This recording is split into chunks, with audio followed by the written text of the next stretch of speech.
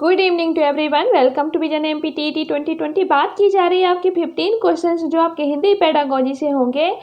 आज हम बात करने वाले हैं हमारा टॉपिक सेकेंड, भाषा शिक्षण के सिद्धांत। इसके पहले हमने भाषा सीखना और ग्रहणशीलता से रिगार्डिंग कुछ आपके एमसीक्यू क्या कवर किए हैं। बात करेंगे आज भाषा शिक्षण के सिद्धांत। इसके अंतर्गत हमें पढ़ना क्या है, भाषा शिक्षण के जो सिद्धांत हैं, अर्थात जब बच्चे को आप भाषा शिक्षण करा रहे होते हैं तो आपको किन प्रिंसिपल्स को क्या फॉलो करना होता है, कौन से मेथड से अप्लाई करने होते हैं, ठीक है ना, बच्चे के लेवल को ध्यान में रखते हुए, ठीक है ना, ये सारी चीज़ें आपकी क्या है इस टॉपिक के अंतर्गत क्या हो जाएंगी, कवर हो जाएंगी। बात करेंगे आपके कुछ एमसीक्यू हैं। फर्स्ट है आपका, भाषा सीखने सिखाने की प्रक्रिया में अर्थ गढ़ने का आधार मुख्यतः है क्या है, ठीक है ना। जब आप भाषा सीख रहे हैं, सिखा रहे हैं, जो प्रोसेस चल रही है, पूछा जा रहा है उसका अर्थ करने का जो मुख्य आधार है, मुख्य सोर्स है जहाँ से आप भाषा सीख रहे हैं, सिखा रहे हैं, वो क्या है। क्या वो पाठ्य पुस्तक है, क्या वो समाज सांस्कृतिक परिवेश है, या शिक्षक द्वारा अर्थ बताना है, या शब्दकोश देखना है, ठीक है ना। तो आपको मुख्यतः बताना है, ठीक है ना। मोस्ट सुटेबल आंसर चूज करना है, तो वो आपका आंसर है ऑप्शन बी, समाज सांस्कृतिक परिवेश, ठीक है ना। क्यों? क्योंकि बच्चा क्या होता है, जन्म के बाद आपने देखा होगा बच्चे की जो मातृभाषा है वो क्या है, बच्चे के सामाजिक सांस्कृतिक परिवेश का ही क्या है, अनुकरण के माध्यम से सीखी गई क्या है, सामाजिक सांस्कृतिक परिवेश का ही परिणाम है, ठीक है ना। आपकी बात करते हैं आपके नेक्स्ट क्वेश्चन की। भाषा शिक्षण की विधियां मुख्यतः पर निर्भर होनी चाहिए। जब आप भाषा शिक्षण की क्या है मेथड्स को क्या कर रहे हैं, विधियों को क्या कर रहे हैं, अप्लाई कर रहे हैं बच्चों पर, ठीक है ना, कि हमें किस विधि से बच्चों को क्या है भाषा शिक्षण करानी है।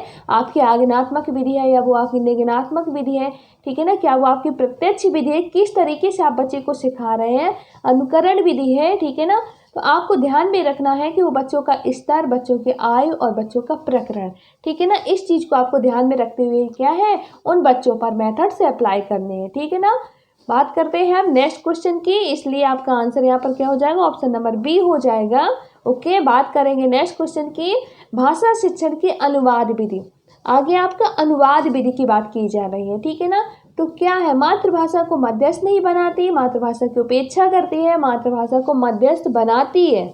ओके, लक्ष्य भाषा को ही श्रेष्ठ सिद्ध करती है।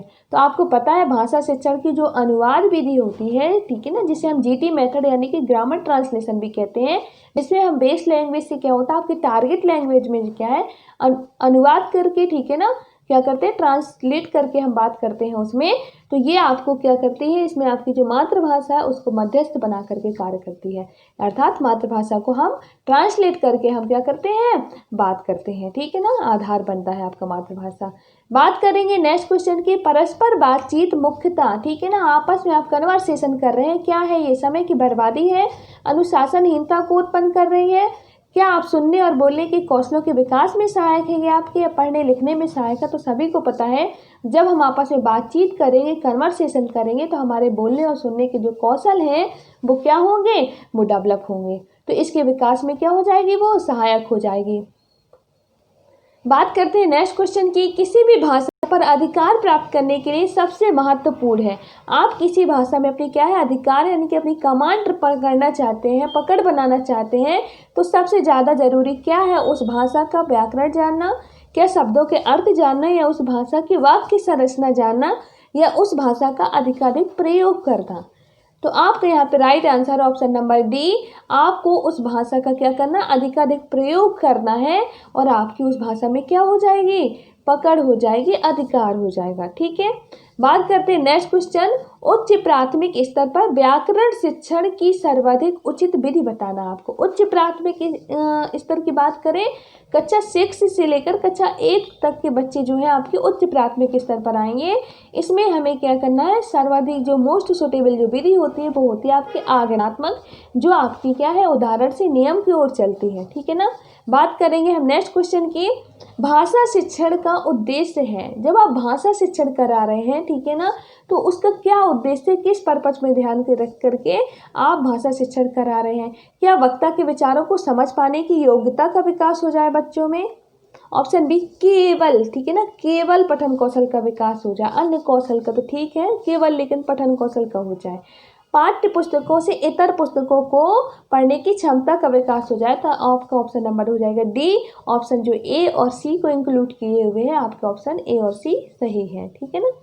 बात की जाती है नेक्स्ट क्वेश्चन की, प्राथमिक स्तर पर भाषा शिक्षण की प्राथमिकता होनी चाहिए। ठीक है ना, प्राथमिक स्तर जो आपका 1st to 5th क्लास पर है, 1st to 5th क्लास पर भाषा शिक्षण की प्राथमिकता होनी चाहिए। केवल बोलकर पढ़ने की क्षमता विकसित करना है बच्चों में, कि कहानी और कविताएं और कहानी द्वारा केवल श्रवण कौशल का विकास करना है, या आपको बच्चों की रचनात्मकता और मौलिकता को पोषित करना है, या आपको बच्चों को चित्रांकन क्षमता का विकास करना है।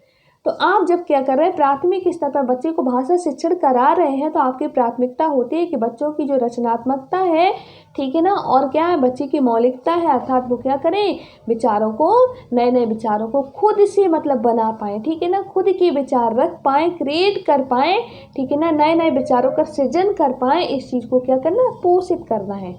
ठीक है ना, हम बात करेंगे ऑप्शन, इसलिए इसका सी हो जाएगा। बात करेंगे नेक्स्ट क्वेश्चन, विद्यार्थी की भाषा पर उसके सामाजिक परिवेश का प्रभाव पड़ता है, सिद्धांत है। विद्यार्थी है, उसकी भाषा है जो उस पर क्या सामाजिक परिवेश का क्या पड़ रहा है, प्रभाव पड़ रहा है। ठीक है ना, वो जो भाषा बोल रहा है उस भाषा में उसके परिवेश का प्रभाव दिखाई दे रहा है, समझ में आ रहा है। ये सिद्धांत किस चीज़ का है, ठीक है ना, क्या अनुबंधन का है, क्या अनुकरण का है, क्या साहचर्य के माध्यम से बोल पा रहा है, क्या वो जीवन समन्वय के माध्यम से, कौन सा सिद्धांत है, तो वो है आपका अनुकरण। ठीक है ना, आप सामाजिक परिवेश से जो अनुकरण के माध्यम से भाषा सीख रहे हैं, आप उसको क्या कर रहे हैं, एक्सप्रेस कर रहे हैं, वो आपका आता है अनुकरण का सिद्धांत। ओके, बात की जाती है आपके भाषा शिक्षण में अनिवार्य है, क्या अनिवार्य है जब आप भाषा शिक्षण कर रहे हैं, क्या मानक भाषा पर बल देना है आपको, या समग्रतावादी दृष्टिकोण पर बल देना है, या विशेष आवश्यकता वाले बच्चों के साथ भिन्न व्यवहार करना है, या वर्तनी संबंधी गृह कार्य करना है। तो आपका राइट आंसर है ऑप्शन बी, समग्रतावादी दृष्टिकोण। अर्थात हमें सभी चीज़ों को क्या करना है, ध्यान में रखते हुए क्या करना है, बच्चों को टीच करना है। हमें केवल एक ही लैंग्वेज नहीं सिखाना है, बच्चे के क्या है और भी जितनी भी लैंग्वेजेस हैं, ओके, जो उनका बेस तैयार करती है, उन सभी लैंग्वेजेस में क्या करना है, बच्चे की समझ डेवलप करना है, भाषा में समझ डेवलप करना है। ठीक है ना, उन्हें क्या बनाना है, उन्हें परिपक्व बनाना है भाषा में। ठीक है ना, उनकी पकड़ बनवानी है। इसलिए आपको क्या करना है, समग्रतावादी दृष्टिकोण को भाषा शिक्षण करते समय ध्यान से क्या करना चाहिए, फॉलो करवाना चाहिए। ओके, बात की जाती है नेक्स्ट है, भाषा शिक्षण की कौन सी विधि मातृभाषा को मध्यस्थ बनाए बिना दूसरी भाषा को सीखने में सहायक होती है, कौन सी विधि है, तो आप सभी जानते हैं, जब हम डायरेक्ट लैंग्वेज यानी कि हमारी जो दूसरी भाषा है डायरेक्ट हम बात करते हैं उसमें, तो हमारी डायरेक्ट मेथड यानी कि प्रत्यक्ष विधि, ऑप्शन नंबर डी आपका राइट आंसर हो जाएगा। यहाँ पर मातृभाषा को आप क्या कर रहे हैं, मध्यस्थ नहीं बना रहे हैं, इसलिए आपका क्या हो जाएगा, ऑप्शन नंबर डी। ठीक, और जो आपका क्या है, आप अगर मातृभाषा को मध्यस्थ बना रहे हैं, तो जैसा कि आपने वहाँ पर देखा कि हमारा क्या था, अनुवाद विधि, ठीक है ना, वो आपकी मातृभाषा को मध्यस्थ बना करके की जाती है।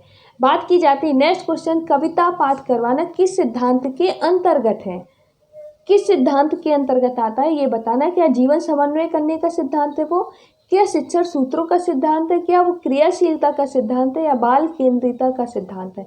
तो आपका इसका राइट आंसर है क्रियाशीलता का सिद्धांत। कविता पाठ करवा रहे हैं हम, मतलब एक्टिविटी करा रहे हैं बच्चे से, क्रियाशीलता करवा रहे हैं, उससे पाठ पढ़वा रहे हैं, ये आपका आएगा क्रियाशीलता के सिद्धांत के अंतर्गत।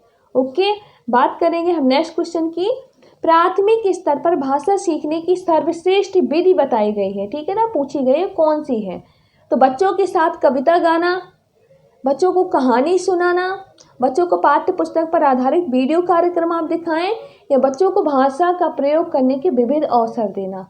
तो सर्वश्रेष्ठ जो विधि है यहाँ पर जो ऑप्शन है आपका, बच्चों को भाषा का प्रयोग करने के विविध अवसर देना, ये सबसे क्या है, मोस्ट सुटेबल आपका आंसर है। ओके, इस तरीके से आपको यहाँ पे कंफ्यूज नहीं होना, आपका राइट आंसर ऑप्शन डी। और इसी के साथ हमारे 15 क्वेश्चंस आपके कवर हो चुके हैं, हम बात करेंगे नेक्स्ट वीडियो में।